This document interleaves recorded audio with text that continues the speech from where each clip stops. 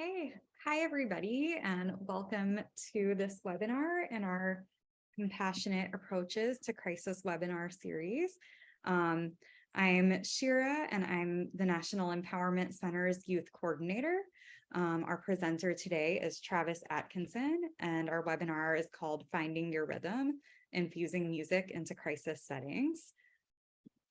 So as a disclaimer, this webinar was developed in part under grant number SM062560 from SAMHSA, the U.S. Department of Health and Human Services.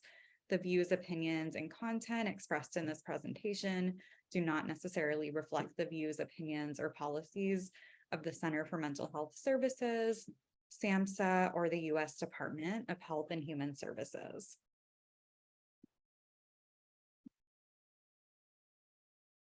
This webinar will be recorded, and the recording will be posted to the National Empowerment Center website. That's power2u.org.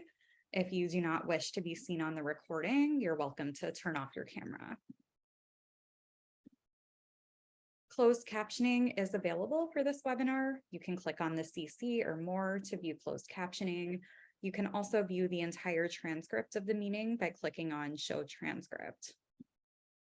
And we will have a Q&A session at the end of the webinar. You are invited to ask questions at any time through the chat function. We will do our best to answer all questions. You will also have a chance to raise your hand to speak. You can do that through the raise hand feature on Zoom. If we do not answer your question, you're welcome to email us, and our email is info4@power2u.org, and we will do our best to get back to you. You're also welcome to make comments using the chat function. So I'll now introduce our speaker, Travis Atkinson. For the past 20 years, Travis Atkinson has worked in the behavioral health and nonprofit fields as a clinician, advocate, and trainer. As a licensed counselor, Travis has leveraged resources and knowledge to create better systems of crisis care that place people first. As a seasoned singer-songwriter, Travis has embedded music and self-expression into many different caring environments, activating connection and healing through the arts. Travis lives in Grand Rapids, Michigan with his wife and 3 daughters, and enjoys songwriting, basketball, and hip hop dance fitness. So I will now turn it over to Travis. Thank you so much for being here, and really looking forward to this presentation. Thank you, Shira.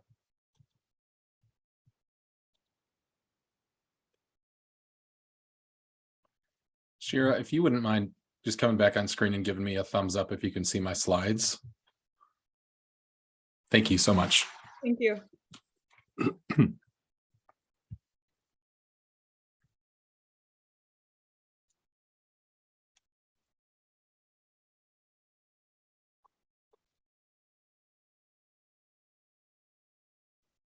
And my friend, it seems your eyes are troubled, care to share your time with me. Would you say you're feeling low and so? Hey, good idea would be to get it off your mind. So I remember where I was the first time that I heard that song. I was in my bedroom. I was in 5th or 6th grade. It was about 1994. And I remember feeling connected to this guy's voice, to Dave Matthews, and being really awestruck at everything that he put on this album that he released.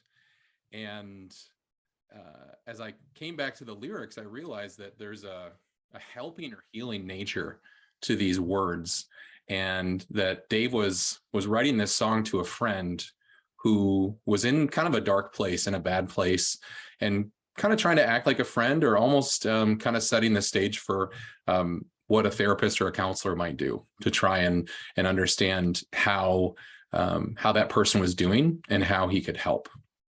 So excuse me for just a moment while I get this guitar off of my head.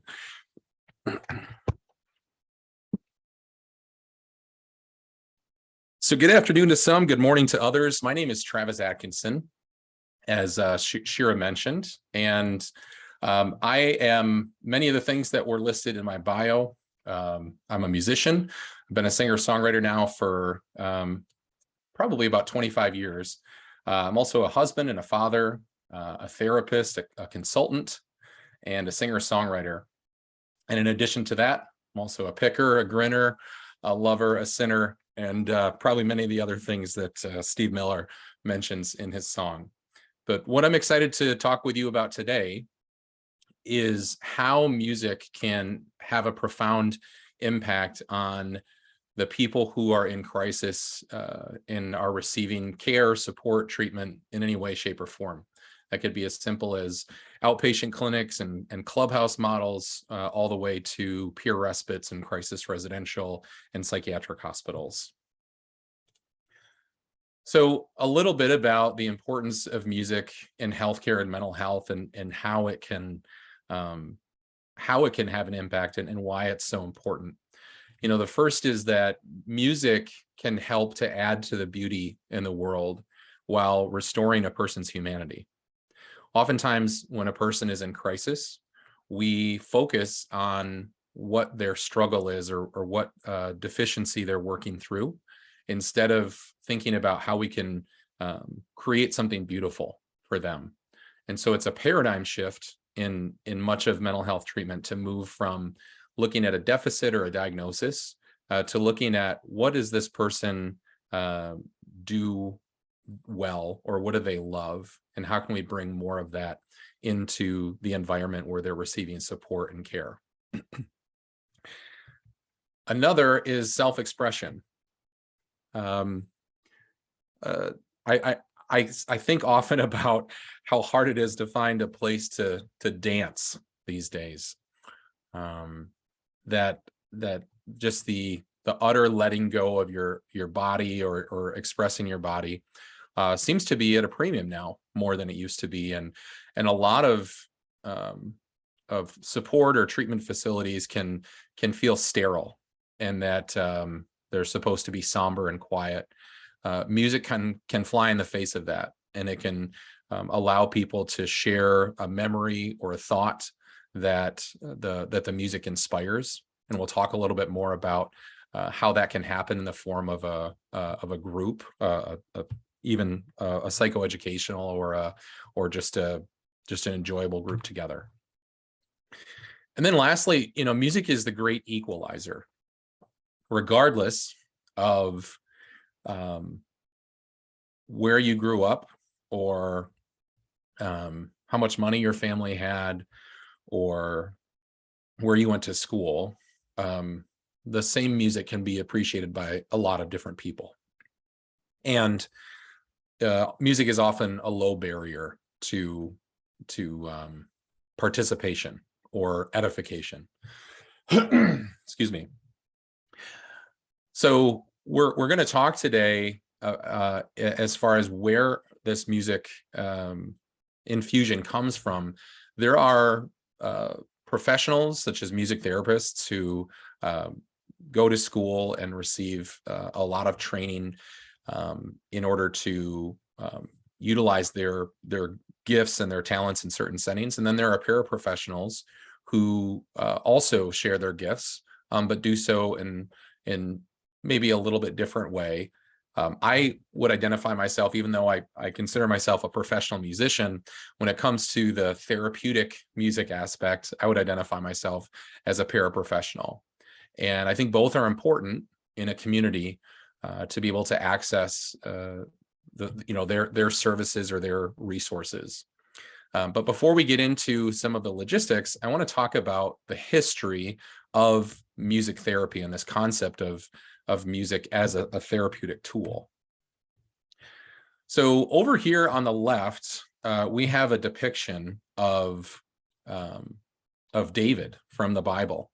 And in this depiction, which is from the book of 1 Samuel, David plays the lyre in order to make King Saul feel relieved and better.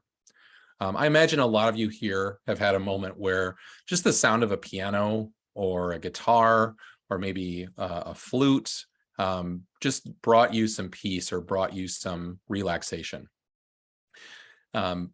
This has been happening for thousands of years, but the documentation, at least in our Western culture, started in right around the 1800s. Actually, 1789, there was an article, if you will, on music therapy called Music Physically Considered. And it was found in Columbian Magazine. And from there, we see music therapy start to become more formalized. So I'm going to zoom in here a little bit so you can see these easier. So in 1916, the operational music therapy tool was first used. And then we see music therapy programs begin to be introduced in the 1940s. And then in the 1950s, all the way up through the late 90s, we see a series of trade associations that are created for like-minded people, the first of which was the National Association of Music Therapists, and then the American Association for Music Therapists. Kind of reminds me of NBC and ABC, National, American, but I'm a firm believer in trade associations. I think that people need to have a place where they can be around other like-minded people. And so we see the industries growing and more people following this track to get either a degree or a certification in music therapy. So there is a lot of research behind music therapy in a number of different populations. So serving adults and youth, individuals with substance use disorders, and the results show from these research articles that I've screenshotted: improved communication and interaction, improved mood and decreased anxiety, improved emotional expression, better group interaction, and improvement in quality of life. Now, you may have had any one of these experiences anecdotally or personally that doesn't have research behind it, but you just know that it helps. It might get somebody to talk. It might just change the dynamic of a relationship or how someone's feeling. I know that music has that power over me. It is so simple sometimes. Just listening to a song can change how you feel, for better or for worse, depending on what the music is. But there is obviously empirical evidence behind this. And some of us, in order to implement change in our communities or in our programs, we need this kind of evidence-based practice or approach. Others of us need I would flip that and say practice-based evidence, which means if you have anecdotes or data from the people that you serve, to bring music and have music be a vital part of what's offered, then that would be practice-based evidence. Nothing that's formalized to the level of this research, but I think that you need both in order to have effective support and services. Now, as we get into the next several slides, I'm going to be talking a lot about my experiences in kind of this hybrid existence as both a mental health professional and a musician. I consider myself very fortunate to have had these opportunities where I could bring music and mental health together, either through songwriting or performances, elevating other musicians into this space in some mutually beneficial arrangements for both those listening to the music and those providing it. So I am just going to check the chat real quick. I trust that that Shira might interrupt me if there's anything that's big, but it looks like some of y'all are checking in and even have some musical experience, which is awesome. I think I saw, jazz bassist in Virginia. That's awesome. Welcome, Chris. We're so glad you're here. Feel free to put anything else in the chat as it comes to you, and if I can keep up and multitask, I'm happy to weigh in as well. So let's talk a little bit about music in crisis programs and what that can look like. The first concept I want to introduce you to is this idea of something called musical self-expression. And this would be a gathering for singing classic or popular songs as a group. I would say that, in every one of these instances that I bring up, we want the barrier to participation or barrier to entry to be low, to meet people where they're at, to not compel or force people to participate. But this is a group that I started when I worked at a clubhouse in the suburbs of Chicago. And about maybe 6 months after I started there, the piano player couldn't come and play anymore. And so I filled in on guitar and found some songbooks that were being used and updated those books. And what that looked like was I got some binders. They don't have to be that thick. They just have to hold maybe 40 to 70, let's say, sheets of paper. I like to use the inserts, the sheet protectors, I should say. And I found lyrics to popular songs. So we're talking about the Beatles, Jim Croce, maybe the Beach Boys, all the way up into modern day. if the song was right, I'd put it in there. And I'd also take suggestions from the people who are participating in the group. And sometimes if other people play instruments, like if they play percussion or piano, they might join in on a song, but there's really no pressure to do so. And so some of the materials that I needed in order to do this were those binders, a guitar player or a piano player that's comfortable just kind of, going with the flow, playing. I'm just going to adjust my levels here just a little bit. Going with the flow and being able to play either to sheet music or to chords that are in front of you. For those of you that don't know music, like, you don't have to know what I'm talking about just yet, but a person who can kind of be flexible and play maybe a lot of different music styles. And then a singer, if the guitar player or the piano player doesn't really sing or doesn't really lead singing. And so we would run this group about once a week. It'd run for about an hour. And it was amazing. Every place that I did this, after I did it at the clubhouse, I did it at crisis residential programs. I did it at the psychiatric hospital, and it gathers, it almost collects people. It draws people into this kind of experience. So a lot of times I would have staff who would come in and sit, or they would come and knock on my door and be like, hey, when is that music group happening again? And, some of the shift responsibilities maybe got moved back by about 30 minutes, but it was unlike any other group that we were offering at the time. And oftentimes on our comment cards or on our feedback, satisfaction surveys, people would say that the music was one of the most enjoyable parts of their stay, which was great. So the next option, which we're going to get to actually workshop a little bit here today, is the songwriting group. So this is a collaborative creation of new music with a songwriter leading the effort, someone with experience songwriting, but also with other participants, whoever wants to, no previous songwriting experience necessary, to come together and write a song. Now, this is a group that takes a little bit more time. Let's see. We're probably at minimum going to need about 90 minutes to do a songwriting group, because for those of you who write songs or know professional songwriters, the process can take at least hours, but sometimes days or weeks or months intermittently to start and finish a song.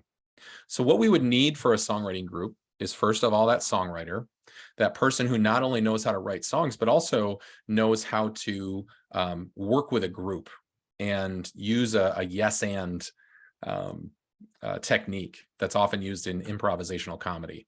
And we'll talk about yes and a little bit later, but being able to support and affirm an idea or go with the flow of where the group is headed. The other is you'd need white sheets or a whiteboard to kind of get these ideas up, but for everyone to see at the same time. Some journals for those of you that work in programs where maybe people are staying for a period of time and they're using a journal or a diary on a regular basis. Then encourage them to bring those journals or give them a prompt the day before the songwriting group so they can come and bring their ideas together and they can not just be starting at zero, but start with some ideas. Thankfully, nowadays, our phones have a recording feature on them. But anything that can do an audio recording is helpful. And then the ability to provide some kind of shareable media. 5 years ago, I would have said just CDs, because that's what I would burn these songs on. But now they're becoming very obsolete. So whatever way you might be able to share this song, maybe it's a hyperlink to a website where people can download it if they have the code or a QR code or something like that. But where I found this to be effective was I was about 3 months into working as a clinical supervisor at a psychiatric hospital. And I bounced around the idea with our eating disorder therapist about having a songwriting group for the people who are in the eating disorder program. And she was excited about it. She happened to be a musician as well. And so we blocked off 90 minutes, which was a little bit longer than a normal group. But we asked them to bring some of their journal entries and had a big whiteboard to work on. And in 90 minutes, we were able several times over the course of a year with different groups to write a song, to record what we had gotten up to that point. It might not be a full-blown song. It might not have a bridge or all these different parts, but you might get a good 2.5 minute song. And then we could share that with the group individually as they were discharging from the hospital. And in that case, it was in the form of a CD, because we're not obviously sharing protected health information in this process. It's the whole group that's kind of singing the song together, so everyone can kind of feel anonymous. Nobody's necessarily having a solo. And it created some healing, and I'm going to share a song with you from that experience a little bit later. And then the third is rounding musicians. So this was another effort that I implemented both at a crisis residential program as well as at a psychiatric hospital. So in this case, you would have local musicians playing to a listening audience. We would do these on Mondays, because Mondays happen to be a day where musicians have the least amount of commitments related to music. And so it may be a day where they could use the extra income. And yes, we did pay the musicians that we worked with. If you are an artist or in any way, shape, or form, you're probably often asked to do something for free or for a very reduced rate. We did not want to create that kind of dynamic with our musicians. We wanted to demonstrate the value that they were bringing to us in these cases. So we did pay them. And the pay, because we were having them work for about 2 hours, and this would have been about 7, maybe 9 years ago, was about between $150 and $200 for these performances.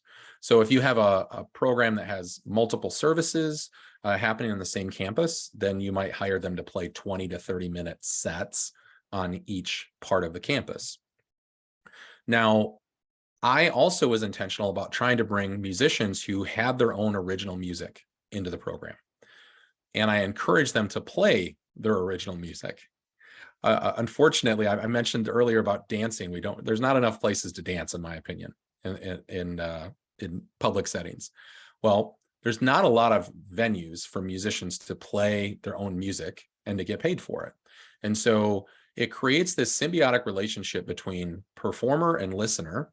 When you get to show your heart, you get to play the music that's really important to you, and the musicians get to hear something that they don't always get to hear. What I noticed in working in crisis programs was that at times people were experiencing different kinds of poverty. And one of those kinds of poverty was artistic poverty. And so if a person couldn't afford to do more than make ends meet, then they may not have money to go to a concert or to go to, some other show or performance.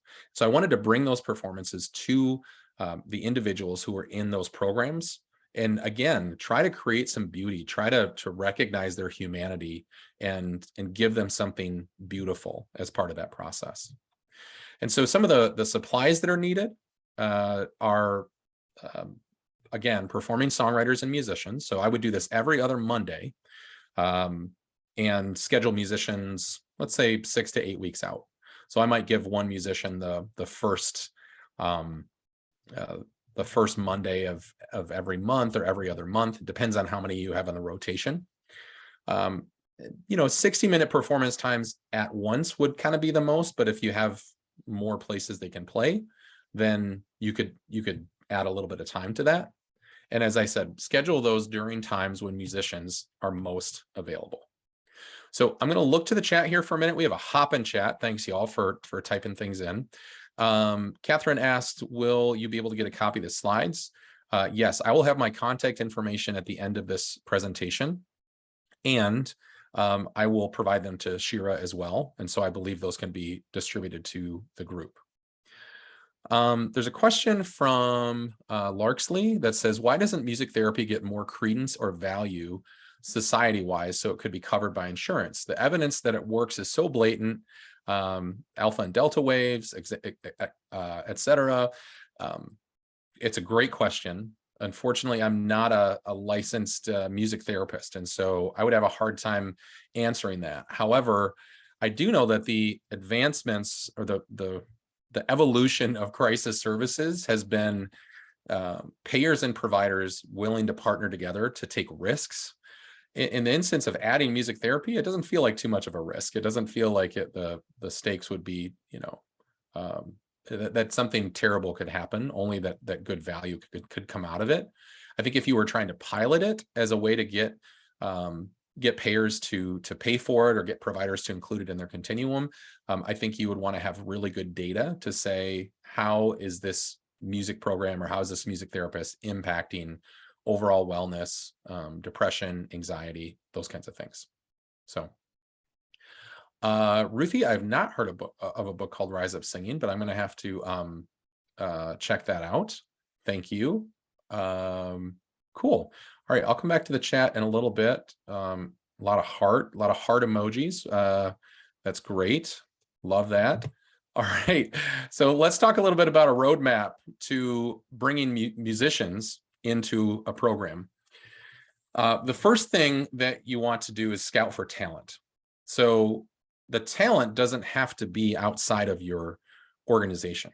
So try and find out if staff play music and if they'd be interested in getting in using that part of their gifts at work.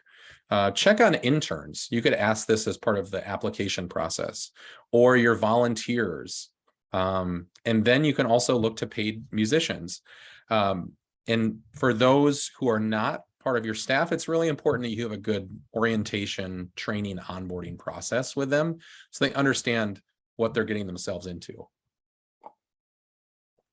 I would say if you're working with a heavily neurodiverse population, then you want to make sure that you let your musicians know that. When I was supervising at the psychiatric hospital, certain units of the hospital were just had people with more pronounced symptoms than others. And so I would just say, hey, you'll have somebody with you while you're playing in the room. You might get unusual questions, or there may be some challenging parts to this, but we just want to make sure that you're okay with it and that you're not going to get too scared or overwhelmed in and such that it wouldn't be enjoyable or it wouldn't be a good experience for everybody.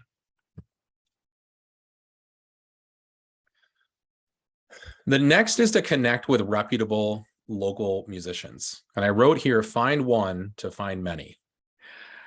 It is amazing in the music world what a personal referral will do. If you find somebody who gets what you're trying to do and knows what the character expectations are of a person who's participating, they're more likely to also refer to you their friends and colleagues who would be great fits. Just because you're a musician, it doesn't mean that you should go and play music in a crisis setting. So the vetting process is important in that regard.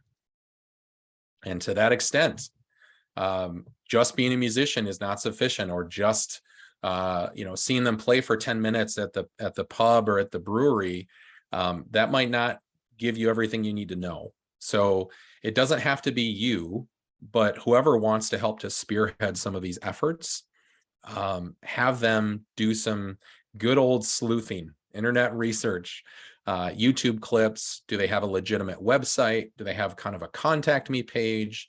Does their Facebook page look good? And you just want to check for red flags. If they don't seem to be open-minded, or if they seem to have some really strong opinions about people with disabilities or people with mental illness, then you might want to go in a different direction.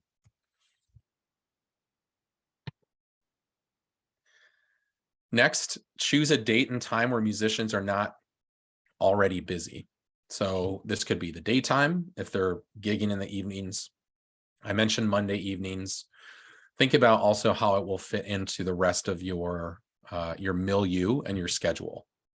Try not to schedule a group like this when an important person is coming to the program or to the facility. For oftentimes this could be a doctor that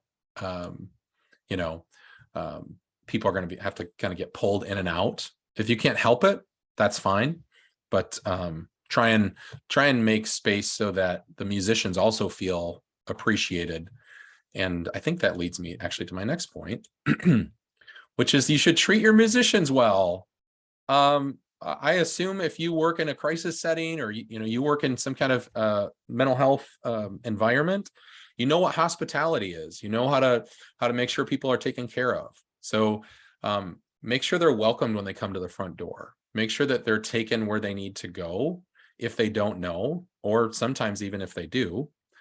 Make sure they get paid in a timely fashion. This was really important. I learned this lesson the hard way, because I had a musician who, we had agreed that, yep, the check is going to get in the next payroll. So you perform, you fill out this invoice, we pay it, whatever.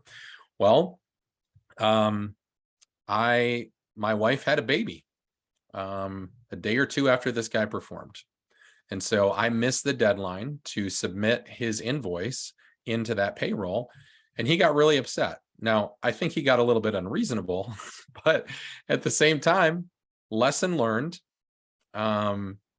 Make sure that if you're paying your musicians, have a check ready for them when they're there. That's customary in music performance, not to have to wait a week or two after the performance happened.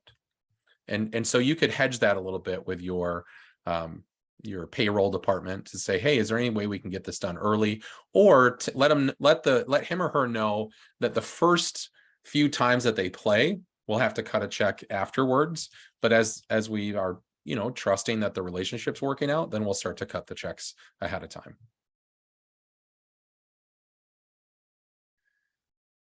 Oops, getting excited here. The next one is to share musicians in your organization and expand on other opportunities.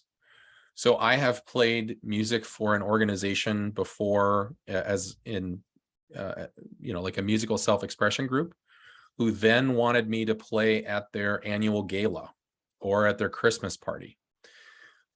If you find reputable musicians, talk to those powers that be in your organization that are responsible for entertainment or any type of arts at like a fundraising event, and say, hey, I've got a good musician, we should think about working with this person more often. Or let's say that your organization serves both adults and youth on different campuses. You may want to have the musician come one day to play music with your adults or play for them, and then another day to play with your youth or with your other services.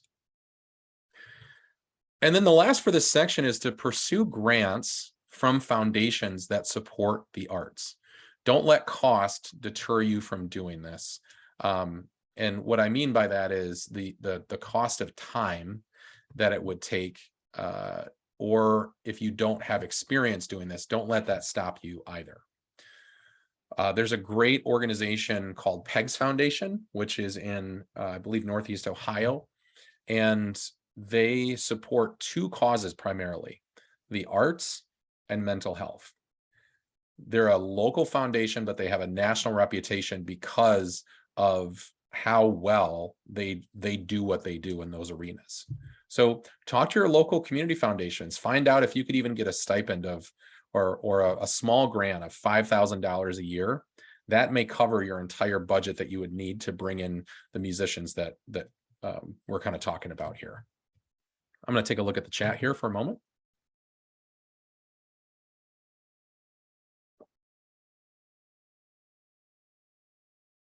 Brandon shared some promising information about music therapy being covered by insurance. Thank you for sharing that, Brandon. Rose said that she's lucky enough to have an open mic near where she lives and finds a lot of musicians there. Great idea. I love that. If there's a songwriter night or an open mic night, that's a great place to go check out. I know where I live in Michigan, there's a lot of breweries that have open mic nights, and you go out, you scout some talent, so to speak. It can be kind of fun, but also you may not have a formal interview process with them. If you want to, that's fine, but at least know in an informal interview process what questions you'd like to ask them. Okay. What would give you an idea of if they're the kind of person that you would want to play or perform or collaborate with? Great. Okay, let's talk about some additional music pursuits that can happen in crisis settings. The first is a music room. The first time I saw a music room, I was visiting a crisis home just outside of Detroit, and I noticed in this 2 or 3 story house, they had an entire room dedicated to music.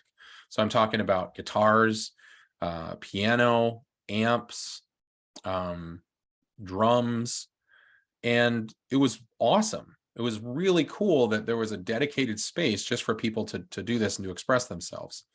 Unfortunately, I've visited about 45 or 50 crisis homes across the country, and it is a lot more common for me to see the television on than to see the music room being put to good use. And I think that's a little bit of a shame. Maybe I sound old school, but I really think that there's healing that can happen, the kind of healing that people need who are in crisis settings, that can come out of expression and the opportunity to have music at their fingertips or to hear other people play music. So here's an example of what a music room might look like. You've got electronic drums actually over here, so you can either plug an amp into those or headphones, so they're not too loud. We see some artwork up here on the walls, but that could also be sound panels if you wanted to, depending on how loud the room gets. And then you also see a boombox over here, a CD player. I'm going to talk about this momentarily, but make sure that people have access to some kind of music in their environment, even if it's not instruments. All right, so many of us learned about this during the pandemic. If you had a music group going on, you may have had to pivot and adjust. I did this, so I'm the president of a trade association called the Crisis Residential Association.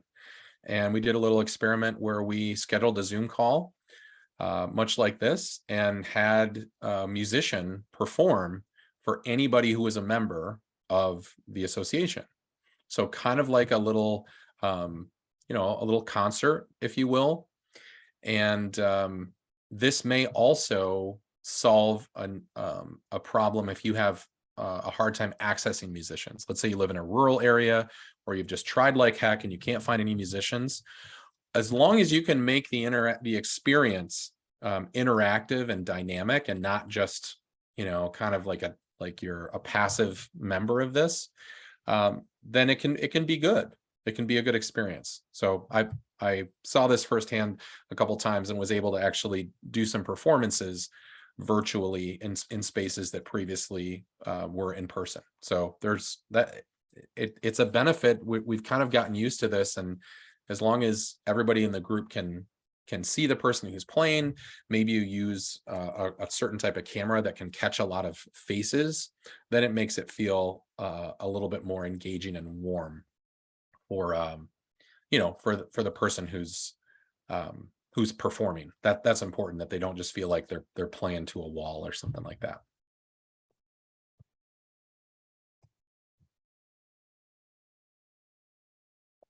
Next, we have the drum circle. This was also a group that was offered at the clubhouse that I worked at. It can be run by a professional musician or a layperson.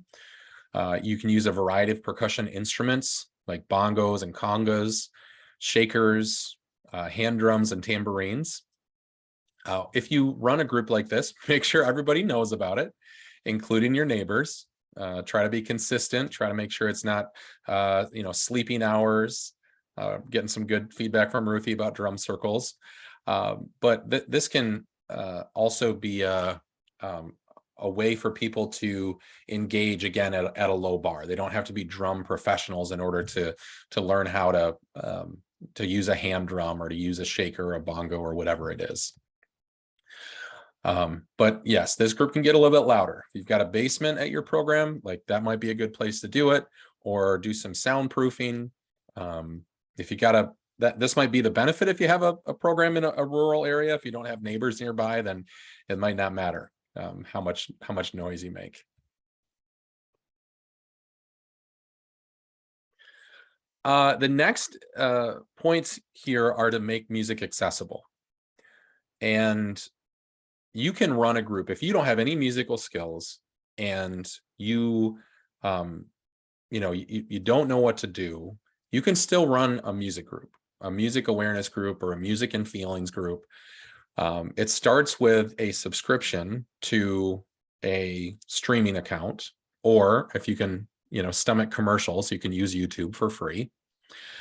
And then you take turns, and maybe you say before the group, you go around to the people who are staying at your program and you say, okay, is there a song that means something to you? And then you write that down. They give you the song, you write it down. You do that 4 or 5 more times. And then in the group, you play those songs that people gave you and ask people to reflect on it. So you can mix it as like a listening and journaling experience.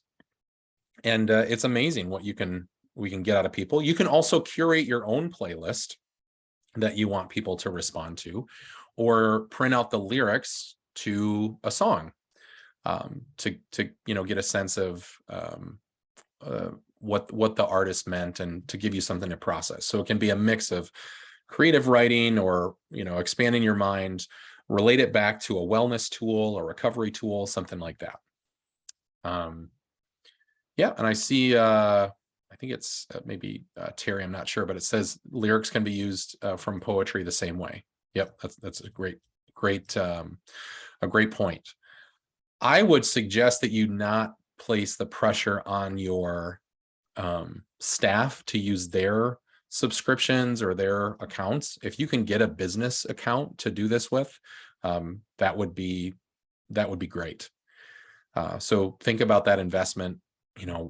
What's Spotify, like $5 or $10 a month? Like for $100 a year, would it be worthwhile to have any music that you want at your fingertips for the people that you're serving? Okay, so I want to move now into thank you, Larksley, for that link. I see it says Tune Foolery has a virtual open for the mental health community on Thursdays. Very cool. That's awesome. I just want to make sure that my sound is coming through when I go to this next one. So if it is, or if it's not coming through in the first 5 seconds or so, if someone could just put a comment in the chat, or if it is, you say I can hear it, that's great too. And I know we have a lot of helpers in here, so I'm probably going to get a flurry of messages, but I'd rather go that direction. So what I'm going to share with you now is the results of the songwriting group with individuals who are staying at the psychiatric hospital that were in the eating disorder program. So in 90 minutes, we came up with this concept. We wrote the lyrics on a whiteboard, we recorded it, and I'm going to share with you the lyrics as well as the recording from that as well, so you can get kind of a vibe of what that's like. So here we go.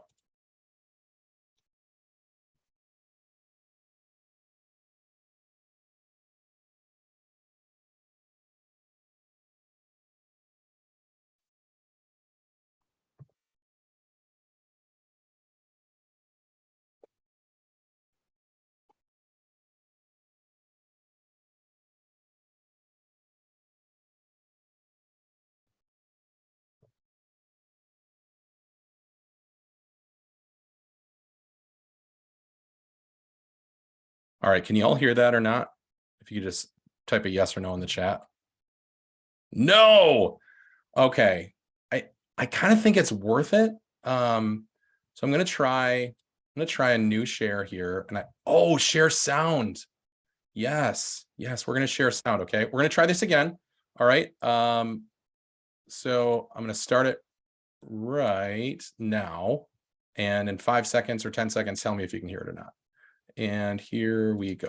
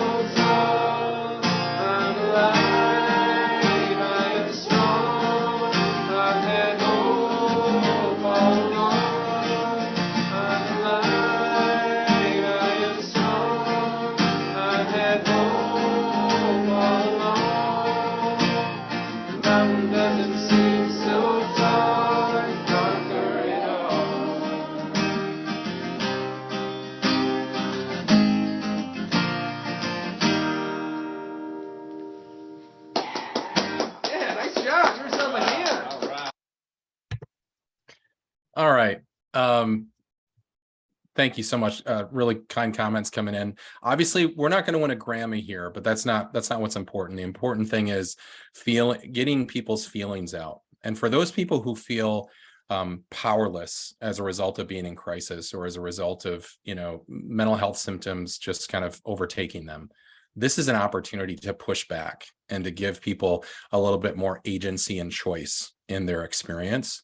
And imagine imagine how it would feel in that moment of darkness or in that moment of struggle, to start to put words to what's hard, but also start to put words to what you want the future to look like. That's an experience that I was fortunate to have several times as I ran this group and co-facilitated it with the other therapist. And this can happen. There's musicians in your communities who can help to evoke these kind of things. But as I'm also sure you can see, it's not easy. And a person who has not done a lot of songwriting may get nervous or may have a hard time with coming up with something to produce in the first time. Now, if you've got more time at your program, you may want to do 2 90-minute blocks, like one in the morning and one in the afternoon. You can be flexible with the format. I find that people usually can't concentrate on the songwriting, especially if they've never done it before, for longer than about an hour and a half. But what you could also hear is like people are pretty much everyone in the room was singing, but people have different levels of confidence, and we want to meet people where they're at. We want them to come as they are in these cases. So, yeah, great. Thank you so much for taking a listen to that, and it can really kind of give you an idea of how this can work. So, I think actually, let me just give a quick click at. Oh, yes. Okay. So before we go on, I want to just kind of see if there's any questions about what we've talked about so far, about the logistics, like how these different types of programs can work.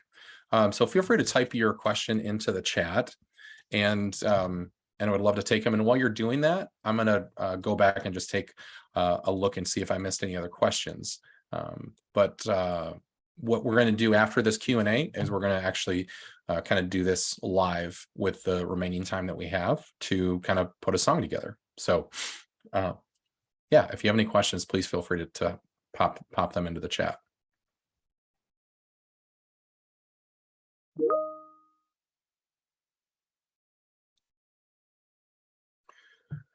Judith, you asked a question that said, do you have any thoughts or information on using music to ameliorate physical pain?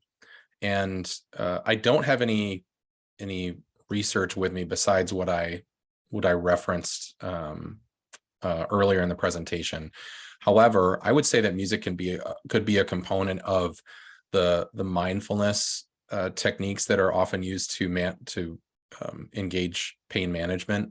I see this in acceptance and commitment therapy, which is one of the third wave therapies that's akin to DBT, where ACT has had incredible outcomes on managing pain, managing physical pain. So that may be an avenue to explore. Sayer asked a question, do performers sign a document that addresses HIPAA?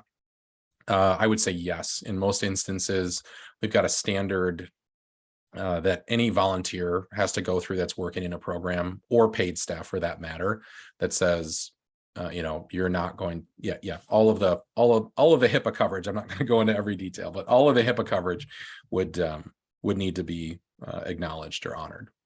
Yep. Rebecca asked, do you have any experience of incorporating dance into music workshops? No. The dance that has happened has happened organically, I would say. When you're doing a musical self-expression group, sometimes if you have a large room, you can all kind of sit around the perimeter of the room, and that might invite some people to dance based on how much they like the song. I think of playing like some Creedence Clearwater Revival, or I Can See Clearly Now, or anything else that's very rhythmic and upbeat. That might invite people to do so. But I think that's another opportunity to get people to express themselves and get some kinesthetic energy going. Yeah, go ahead. Yeah, I do have some questions that came to me through private message. One asks if you've ever done any kind of tabling, kinds of presentations at exhibitions, open houses, fairs, public healthcare events, etc. This person says, I remember attending a healthcare event for children and youth, where a music therapy group brought in a bunch of different kinds of instruments and gave short sessions for those who stopped by and wanted to play. That's a great suggestion. No, I haven't had much experience in those avenues. I I I know we've got a couple of music therapists in the chat. I've seen their names come up, and I want to honor the craft and the work that they do, and not insinuate in any way that what I'm doing is the same. I think that musicians can take their own unique approach on this, but I haven't been in a position where I've let's say gone public outside of the behavioral health circles to extol the virtues of some of these initiatives. Thank you. We also have another question in the that I got by private message, asking if you've ever done or tried to do any kind of music therapy virtually, by Zoom or any other platform. Yeah, the songwriting can be hard, and it's the same reason that songwriters often prefer to share physical space when they're writing together, just because of the dynamics that can happen, or your ability to track nonverbals, to see all parts of a person or a group of people. But it's certainly possible. I've done the self-expression group on a few occasions. I could see that working where the musician perhaps shares their screen and the lyrics happen to be what they're sharing. That could work. That could work really well. Yeah, I'm trying to think. There was a couple things that I did musically during the pandemic. I know I played for a suicide prevention coalition during like a coffee music session that they were doing, but I haven't done a ton of it. But I bet a lot of musicians in the last few years have had that kind of experience.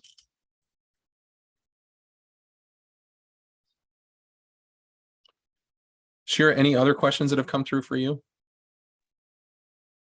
Thank you so much for your answers. These are all really interesting questions. I don't see any more that have come through private message. Okay.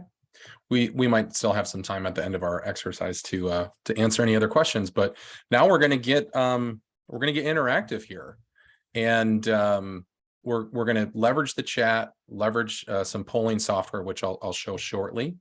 But we're gonna try this together. So this is going to be a little bit of a workshop here. So we are going to crowdsource content from our audience here today.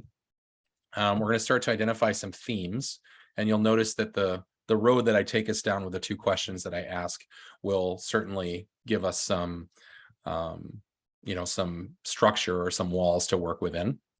And then we want to leverage the poetic or musical talents within the group. I'm going to do my best to incorporate as many ideas as I can. But if the chat starts to, get ignited, like I've seen it earlier in other parts of our time together today, I might not catch everything. So I appreciate your grace as I try to bring this together. So we want to develop a song that has a verse, a chorus, a bridge. And so if you're familiar with songs, typically songs follow a format like this: a verse, a chorus, a second verse, a second chorus, a bridge, and then one more chorus. It's not every song. For example, the Wreck of the Edmund Fitzgerald does not follow that at all. It's got about 100 verses, it seems like. So, but that's a simple structure to work within, and one that's predictable to a lot of people. In a workshop like this, we would be doing a lot of yes-anding. We're not going to say, no, that's a terrible idea. We're going to say, oh, wow, I like that. I wonder if I could build on that and also add this. And then we would kind of finalize things and say, how does this sound? Sometimes what I'll ask my participants to do is, if your feelings had a musical melody, what would they sound like, or what would they feel like about this topic? And somebody might just hum something, and then I'll pull my guitar out and find what key they're humming in. And then I'll hum that back to them, and maybe I'll hum, not just hum, but give them a couple lyrics to work with or something like that. So, that can be a lot of fun. And then we want to engage participants in self-expression as they're comfortable. Sometimes certain settings, people are compelled to come to group, others it's voluntary, but either way, I'm not going to force everybody to participate and say, you have to contribute one lyric each or whatever. I want this to happen freely and organically. And if people just want to stand there and not sing and listen and not contribute the entire time, hey, they're there. They have every right to benefit from whatever, therapeutic things are happening together. So let's get this poll up here. I'm really hoping that this works. It looks like it's working. So here's what I want you to do. Take your phone out and scan the QR code, or if you don't have your phone or it's not working, go to slido.com and it's going to ask you to type in a 7-digit code. Type that code in the bottom and then answer this question in 1 to 3 words.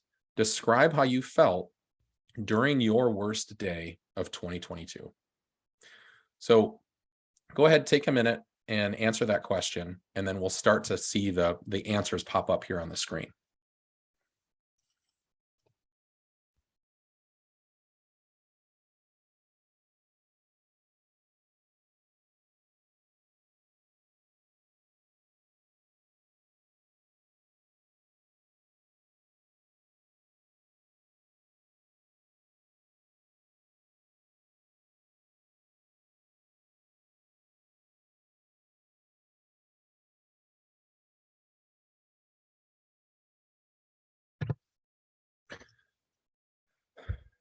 Thank you to those who have typed in so far. So the more responses we get, the larger the word. Okay, so we're seeing defeated and overwhelmed and depleted and hopeless as some theme words that are coming in here. So I'm going to go ahead and write those down right now as part of our exercise here. I also just want you to know that it doesn't really serve me as a songwriter to come in with a melody or with a half-written song that I'm just going to apply to this experience.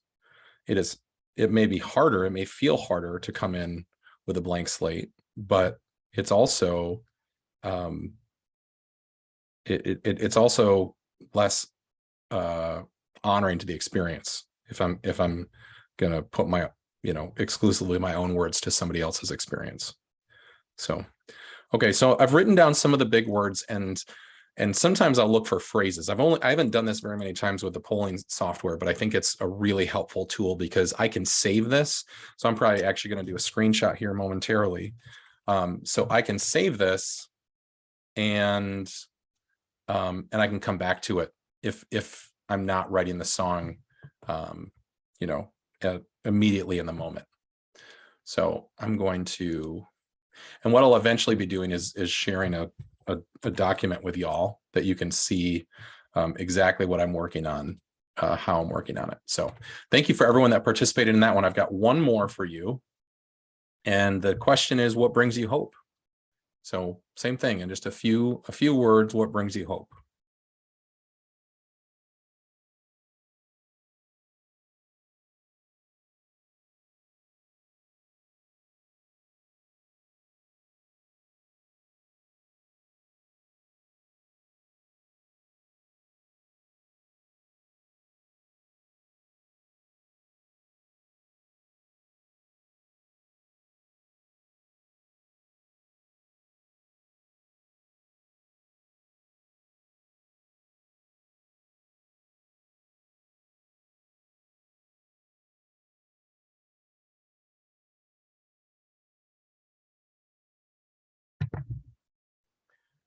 Okay, these are coming in a little different format, but that's okay, because at the top we've got our count that has the most frequent references there. So we're seeing faith, family, music, which is cool. Glad you're here. Love, friends, life, tomorrow. Community now has a couple of responses. Whoopsies. Bring that back. Wonderful. Thank you so much for typing your answers there. Okay, so I believe that the way that I'm sharing. Oh, and I see some people use the chat too, which is fine. Family and faith, waking up the next day, getting to start again. Awesome. Really cool. Yeah. And if you're wondering what the tool is that I'm using, it's called Slido. They have free accounts. They have business accounts. There's all kinds of ways that you can use this. Maybe helpful in your own, you know, in a team meeting or something like that. So I'm just gonna, whoops, God darn it. I'm gonna work on my keystrokes. Okay. I'm just gonna screenshot our top little, you know, most occurring versions here, which is good. And then we're gonna do some writing now. And so I'll need y'all's help. This is not a one human show. I'm gonna need your help. Shira, can you see my Word document that's sitting on top of the slides right now? Yes, I can. Great, thank you. Okay. So I've got a screenshot for the first question that I asked. And then I've got a screenshot here for what brings you hope. Okay. Just type in that right there. Now, if we were in a room together, it's going to be a lot easier for us to kind of brainstorm or, you know, immediately kind of go back and forth. But we'll do the best we can with what we've got here. And I encourage you to use the chat. I've got that open, you know, right next to the screen. I imagine you can actually probably see that. But we got to find a place to start. And if we're going to follow any classic, you know, processes of a story or of a song, usually we're going to start with a struggle, something hard before we get to something good. So you know, the words I see that are like pretty big on this screen are failure, hopeless, overwhelmed, defeated, suicidal, brokenhearted, worthless, powerless, depleted, exhausted, sad. And then some phrases on the side that also might be kind of a nice, you know, just nice lines to put in somewhere. Excuse me. Now, the first thing I might do is look and say, do any of these words rhyme? Powerless and worthless, for example, is kind of like a loose rhyme. But nothing's like sticking out to me. But you know, it is clear to see, especially because of the size of the words, that we all do have some consensus about our own collective worst days of 2022, and that generally we were feeling hopeless, overwhelmed, alone.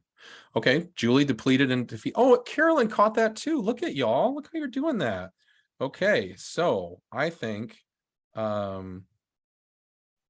those need to be involved, and maybe we'll start the song like that. Okay. I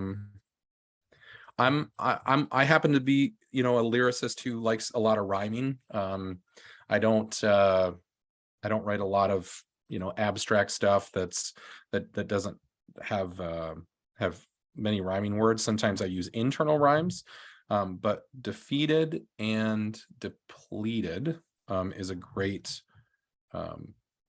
place to get started. So the next thing I might do is pull up my guitar here and say, okay, what are we going to do? Like what might, good, Morgan, great. Yep.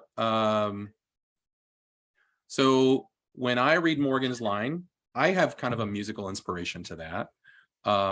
This melody that just came into my head was like, I'm feeling depleted. So then I got to find the key of that. I'm feeling depleted, something like that.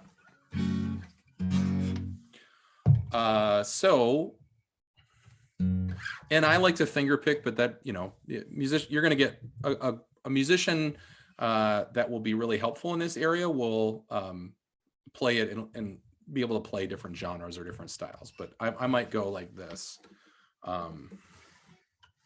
I'm feeling depleted.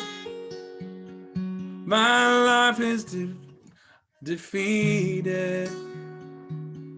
Na, na, na, na, na, na, na, na, na, na, na.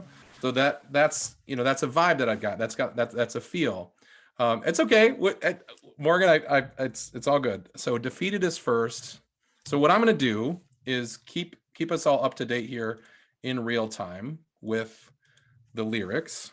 So remember, we've got verse, chorus, verse, chorus, bridge. Now, we're also going to recognize that we are under a little bit of a different time crunch than we normally would be.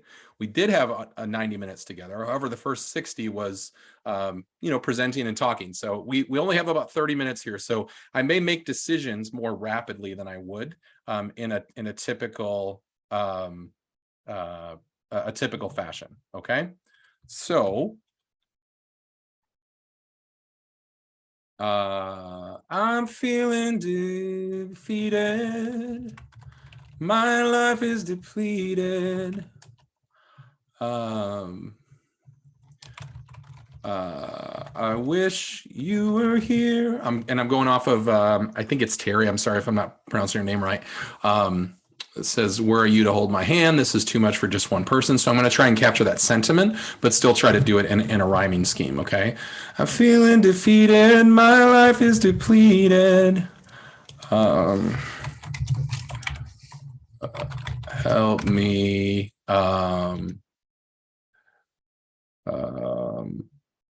Where are you to hold my? This is too much for just one. By the way, it's the good thing about being a clinician and a songwriter at the same time is you can be comfortable in silence. If ideas aren't coming to everybody, you don't need to push it or rush it. Sometimes silence allows the introverts to talk, or it allows everybody to percolate a little bit on something. So I try not to be afraid of silence when I'm going through a songwriting exercise like this. Okay. I wish you were here to help me. Yep, Julie. Yeah, some of y'all you're good at this. I'm scared and alone. Okay, so I like what Sandy wrote. I like what Julie wrote too. Everybody's making some great contributions here, but now I've kind of set up my rhyme structure and just to sound like this. I'm feeling defeated. My life is depleted. Wish you were here to help me. I'm scared and alone. Okay, good. We got some good progress here. Beverly likes it. Now, I want to do, so I've got my internal rhyme that's happening with defeated and depleted. Now I want to do the same thing in the next line, and I want to end it on an own rhyme. Okay, so let's give that a try. And I'm seeing some ooh, gosh, Lisa, nice job. Okay, let's see. Sometimes I'm gonna add a syllable in here. Sometimes I just can't get started. We used feeling earlier. It's not the end of the world if you use it again, but sometimes I just can't get started. When you're this brokenhearted.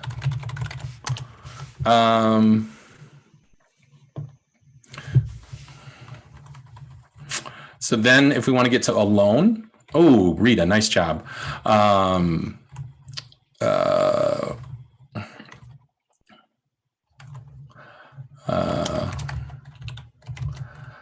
need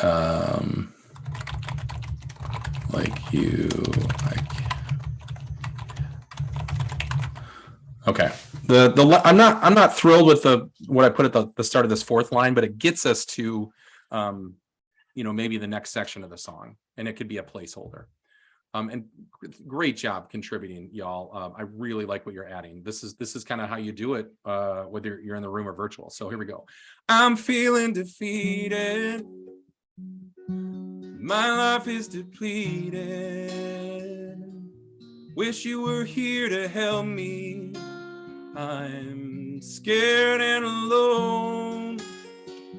Sometimes I just can't get started.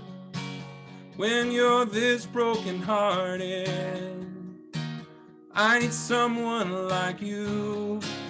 I can't make it on my own. Okay, good. Yeah, I like where we're going with this. So now we could throw in a pre-chorus if we needed to kind of get us to that chorus.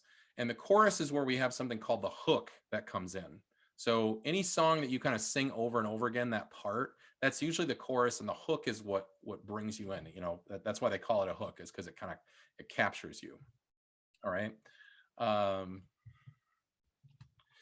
So let's go back to our words for a minute and say, we don't have to offer a new concept, but we might want to start to bridge ourselves into what the chorus might want to look like.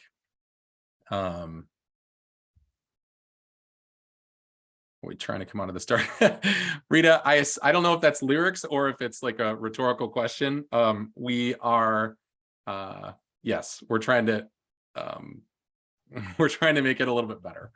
So,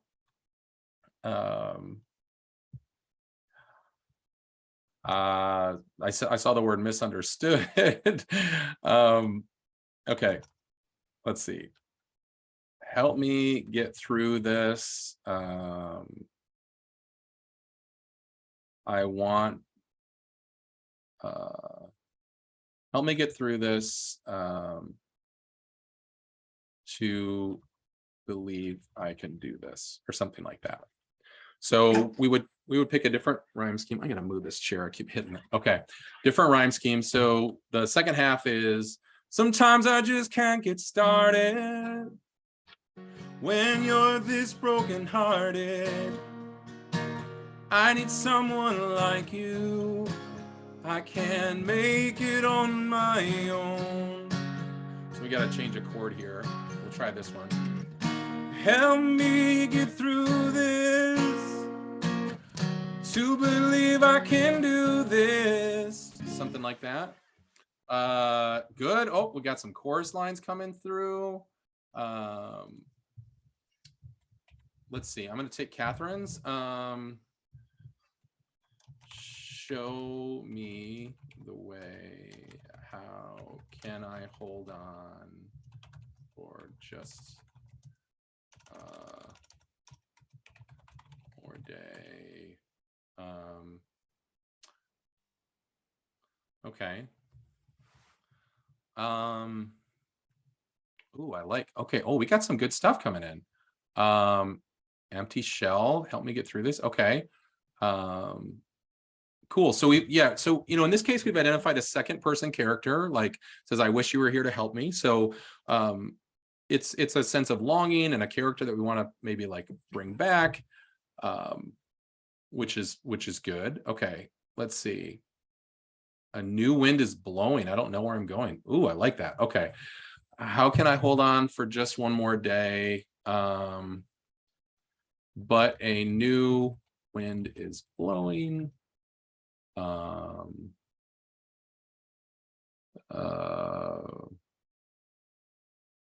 That for now we're going to say, and here I can't stay, something like that. Help me get through this to believe I can do this. Something like that. Show me the way. How can I hold on for just one more day? A new wind is blowing in, here I can't stay. Something like that. Ooh, as I look above, surround me with your love. Okay. Show me the way. How can I hold on for just one more day?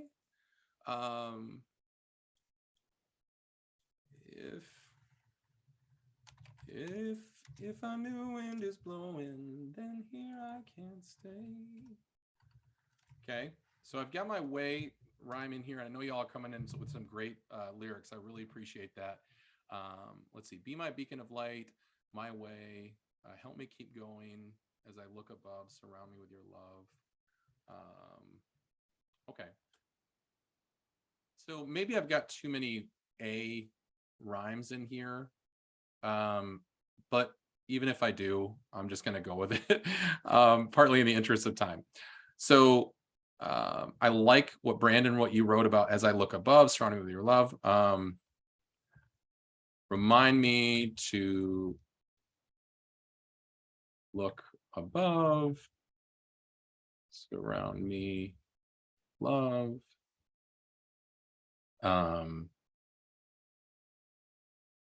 Something like that. Let's see how that sounds, and then if something comes to us, if we're kind of inspired after that.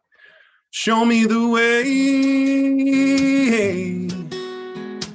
How can I hold on for just one more day? A new wind is blowing, and here I can't stay. Remind me to look above. Surround me in your love. No, no, no, no. Show me the way. Okay, so if we get one more of in there, we can just come back to the hook, which is show me the way. Remind me to look above, surrounding with your love. And this is where my dorky songwriter self just starts like speed rhyming in my head. You know where I go. Okay, bov, love, cov, dove, mov, ruv, tov, self, like that. And love can be hard. We've already used above. So, but what I want to do now is just take just take one more love. Let's see. Romeo, love, finally see the sun. Okay, surround me in your love. I can feel. Yeah, sometimes you want to go into metaphor in these areas, and not just, well, sometimes you can speak abstractly, sometimes you need to be really specific. But what's hard to be specific in a group songwriting experience is if you're going to talk about the snow on the road in Devonshire Street, Devonshire is only a place that one person in the group lives on. So that can often be a tension in songwriting, is how do you make it specific and personal while also making it universal? Okay. Ooh, dove. Okay. All right. Remind me to look above, surround me in your love. Help me fly like a dove. Okay. Little cheesy. We would put it through a couple more filters if we had a lot more time, but I want to play this top to bottom as far as we have. Okay. In the third line of the first verse, the U needs to be changed to I to stay consistent. 1, 2, 3. Thank you. When I'm this brokenhearted. Okay. All right. We're going to try it. Also bad news is if I forgot what I was playing earlier, then it's going to sound different this time around. But we have the lyrics in front of us. That's what matters. So here we go. I'm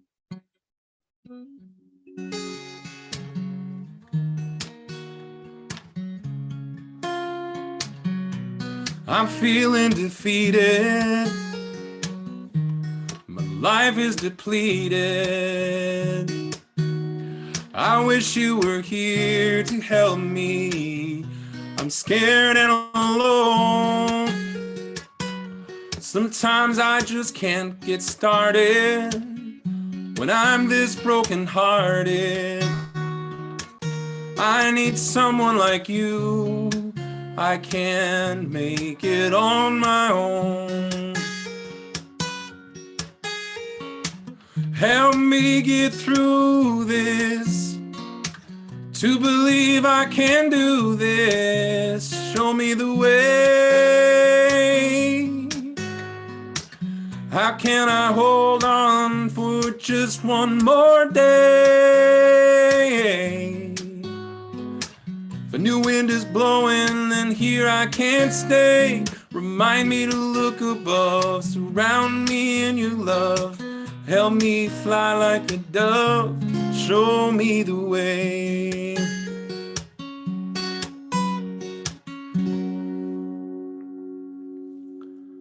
Hey, nice job, y'all. Hold on, I gotta get my guitar off me.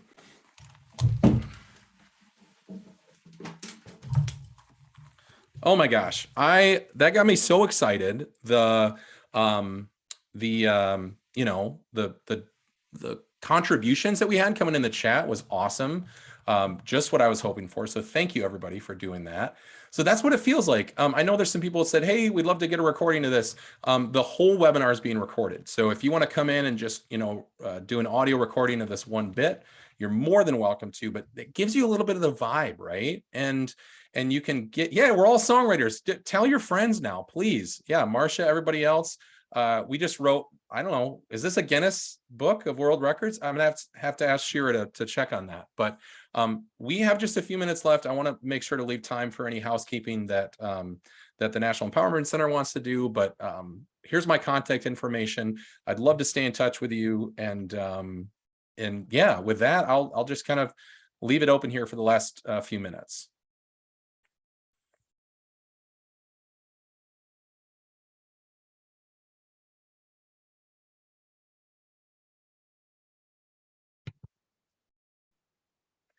Shira, anything that you want to say as we're wrapping up today? Oh, I'm so sorry. It looks like I was muted. Yeah, just want to say thank you so much for this amazing webinar. That was such a beautiful song, and thank you everyone so much for your participation and for being here. And yeah, thanks Travis for posting your contact info. Again, you're welcome to reach out to us at info4@power2u.org. If you have any follow-up questions, we will be sending out the recording and your certificate of attendance. And we will be having more webinars soon. So we'll be sending out information about those in our newsletter, posting them on our website. So please join us for those future webinars. And thank you again, Travis. And we hope you have a great rest of your day, everybody. Bye.